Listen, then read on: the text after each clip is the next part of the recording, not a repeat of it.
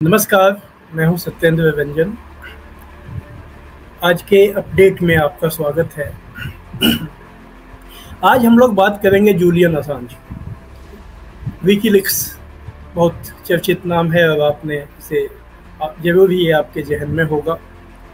WikiLeaks website ने एक समय दुनिया भर में तहलका मचा दिया था जब इस वेबसाइट ने दुनिया भर के सरकारी दस्तावेजों को प्रकाशित करना शुरू किया था 2010 में। और उसी क्रम में उसने अमेरिका सरकार और अमेरिका की खुफिया एजेंसियों, वहाँ के विदेश मंत्रालय और वहाँ की सेना, वहाँ की जो मिलिट्री है, उससे जो उनको दस्तावेज मिले थे उसको भी उन्होंने प्रकाशित किया था, जिससे ये सामने आया था कि ये अमेरिकी जो सेना है या उनकी जो खुफिया एजेंसियाँ हैं वो किस तरह के मानव अधिकारों के हनन और युद्ध अपराध के काम में दुनिया भर में शामिल होती है। उसके लिए किस तरह की साजिशें रची जाती हैं, किस तरह से मैनिपुलेशन किया जाता है, लोगों को जोड़ा जाता है, तोड़ा जाता है, जहाँ आवश्यकता होती है वहाँ पर बिना किसी हिचक के वहाँ पर लोगों की जान भी ले ली जाती है उनकी गतिविधियों में, उनके ऑपरेशंस। तो जाहिर है कि जब ये दस्तावेज छपे तो अमेरिका सरकार बहुत नाराज हुई। जूलियन असांज ऑस्ट्रेलिया के नागरिक हैं, तो सीधे अमेरिकी एजेंसियां उनको गिरफ्तार नहीं कर पाई। लेकिन जिस व्यक्ति ने, जो कि अमेरिकन मिलिट्री के जो एक इंटेलिजेंस एनालिस्ट यानी खुफिया विश्लेषक ब्रैडली मैनिंग थे, उनको गिरफ्तार कर लिया गया था।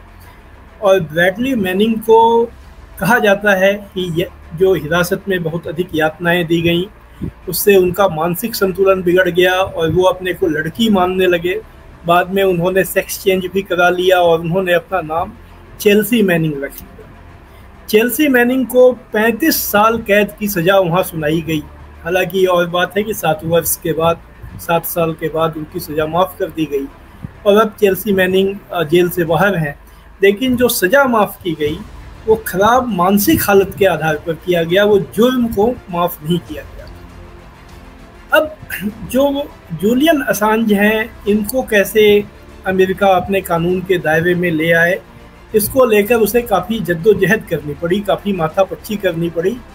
क्योंकि एक तो जूलियन असांज का कोई सीधा अपराध नहीं था। उन्होंने वही काम किया था जो कोई एक पत्रकार करता है। पत्रकार क्या करता है? पत्रकार दस्तावेजों को सामने लाता है और उसको लगता है कि अगर ये दस्तावेज सार्वजनिक हित में हैं, लोगों के फ़ायदे में हैं, तो वो उनको प्रकाशित करता है, चाहे वो अखबार में करे, टेलीविज़न चैनल पर करे, वेबसाइट पर करे। जूलियन असांज ने वेबसाइट पर किया। उस ज़माने में इंटरनेट अभी पॉपुलर होने के दौर में ही था, हालांकि पश्चिमी दुनिया में तो काफ़ी हो चुका था। तो वेबसाइट उन्होंने अपनी जो बनाई विकीलीक्स, उस पर प्रकाशित किया। तो सवाल ये उठा कि क्या उन्होंने जासूसी की? ये बात थी, क्योंकि जासूसी उन्होंने तो नहीं की। अगर जासूसी की थी किसी ने तो ब्रैडली मैनिंग ने की थी, जिन्होंने दस्तावेज उनको दिए थे। इन्होंने दस्तावेज को प्रकाशित किया। तो लेकिन अमेरिका ने उनको गिरफ्तार करने की कोशिश की, चूँकि वो ऑस्ट्रेलिया के नागरिक थे, वहाँ वो ब्रिटेन चले गए थे। ये सभी अमेरिका के खेमे के देश हैं। उसकी फाइव आइज जो उसकी खुफिया उसका जो गठबंधन है, उसके वो मेंबर हैं। तो ब्रिटेन में उनकी जब गिरफ्तारी का खतरा उनके ऊपर मंडराया तो वो इक्वाडोर की एम्बेसी में छुप गए। चूँकि एम्बेसी में ये नियम है कि किसी भी देश की पुलिस या सेना सीधे नहीं जा सकती है। एम्बेसी को जिस देश का वो दूतावास है उसका सॉवरेन राइट उस पर माना जाता है, उसका संप्रभु अधिकार माना जाता है। तो ब्रिटिश पुलिस ने एम्बेसी के चारों ओर घेरा डालकर वो लोग खड़े हो गए और ये सारा सिलसिला 7 साल चला। 7 साल तक वहाँ पर ब्रिटिश पुलिस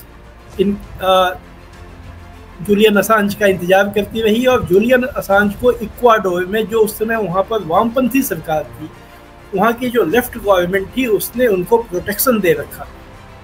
लेकिन बाद में वहाँ वो सरकार बदल गई, चुनाव में वहाँ दक्षिणपंथी सरकार आ गई। तो ऐसा खतरा पैदा हो गया कि वही सरकार जूलियन असांज को अमेरिका के हाथों सौंप सकती है। तो जूलियन असांज उसके बाद वहाँ से बाहर आए। बाहर आने के बाद वो गिरफ्तार हो गए और तब से वो लगातार ब्रिटेन की जेल में थे। अब वो जब ब्रिटेन की जेल में उनको बंद कर दिया गया, तब से अमेरिका ने प्रत्यर्पण के लिए वहाँ अर्जी दे दी कि उनको वहाँ से अमेरिका लाया जाए। बताया गया कि अगर वो अमेरिका पहुँच गए तो वहाँ पर जितने गंभीर किस्म के चार्जेज, आरोप उन पर लगाए गए थे, उसमें उनको 125 साल की सज़ा हो सकती थी, यानी सारा जीवन उनको जेल में ही रहना पड़ता। और इस बीच ये सारा मामला अंतर्राष्ट्रीय स्तर पर एक बहुत बड़ा इशू बना रहा, प्रेस की आज़ादी का, अभिव्यक्ति की आज़ादी का। ये जो सवाल उठा कि क्या पत्रकारिता करना अपराध है, और अमेरिका चूँकि अपने को अभिव्यक्ति की आज़ादी और प्रेस फ्रीडम का पैरोकार बताता है, तो उसके ये गले की फांस बन गया। ये सारा मुद्दा गले की फांस बना हुआ था। जब कभी वो किसी देश के बारे में ये सवाल उठाते थे कि वहाँ प्रेस की आज़ादी का हनन हो रहा है, तो तुरंत उनको जवाब मिलता था कि आप जूलियन असांज के साथ क्या कर रहे हो, आपने उसे भी तो आप पत्रकारिता के आरोप में सज़ा देना चाहते हो। ये सारी चीज़ें चल रही थी, लेकिन ऐसा लग रहा था कि जूलियन असांज एक एक करके अपना केस हार रहे थे, और यह संभावना अब काफ़ी प्रबल हो गई थी कि अंतिम स्टेज पर मुकदमा वहाँ था जिसमें ब्रिटिश अदालत उनको अमेरिका भेजने की इजाज़त दे देगी और उसके बाद ब्रिटिश सरकार उनको अमेरिका के हाथों सौंप देगी। इस स्टेज पर ये चीज़ें अभी चल रही थी। इसी बीच आज सुबह एक चौंकाने वाली खबर आई।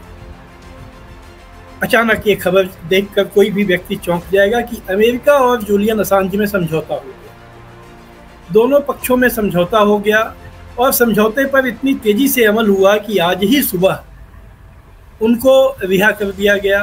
वो एक विमान में बैठकर ऑस्ट्रेलिया के लिए चले गए, लेकिन उनको दोषमुक्त नहीं किया गया है। ये बात गौर करने की है। और जो बहुत से जो आदर्शवादी लोग हैं वो शायद इस समझौते से निराश हों, इसलिए कि इसमें जूलियन असांज ने अपना जुर्म मान लिया है, उन्होंने अपना अपराध मान लिया है। इसके तहत अपराध ये है कि उन्होंने अमेरिका की खुफिया सूचनाएं, वहाँ की जो क्लासिफाइड इंफॉर्मेशन था, उसको अपने पास रखा। यही सबसे बड़ा मुद्दा इस केस में शामिल है कि क्या किसी देश का जो क्लासिफाइड डॉक्यूमेंट या इंफॉर्मेशन है वो पत्रकार अगर के पास पहुंच जाता है तो ये पत्रकार का अपराध माना जाएगा। आम जानकारी है कि खुद अमेरिका के अखबार वॉशिंगटन पोस्ट, न्यूयॉर्क टाइम्स और भी जो उनके अखबार हैं उनके जो टीवी चैनल हैं, उनकी जो वेबसाइट्स हैं, उनके पास अमेरिका सरकार की खुफिया जानकारियां पहुंचती हैं। और आज से नहीं पहुंचती हैं, वो दशकों से पहुंचती रही हैं। उसके आधार पर वो खबरें बनाते हैं, खबरें छापते हैं। और एक दो बार ऐसा भी हुआ है कि उन खबरों का संबंध अमेरिका की इंटरनल पॉलिटिक्स से रहा है, जैसा कि वाटरगेट कांड था जिसमें कि एक राष्ट्रपति रिचर्ड निक्सन को इस्तीफा देना पड़ा। लेकिन ज़्यादातर मौक़ों पर उनके पास वही दस्तावेज पहुंचते हैं जो खुफिया एजेंसियां छपवाना चाहती हैं, और उसमें निशाना कोई विदेशी सरकार या अमेरिका का कोई विरोधी व्यक्ति या संगठन को बनाया जाता है।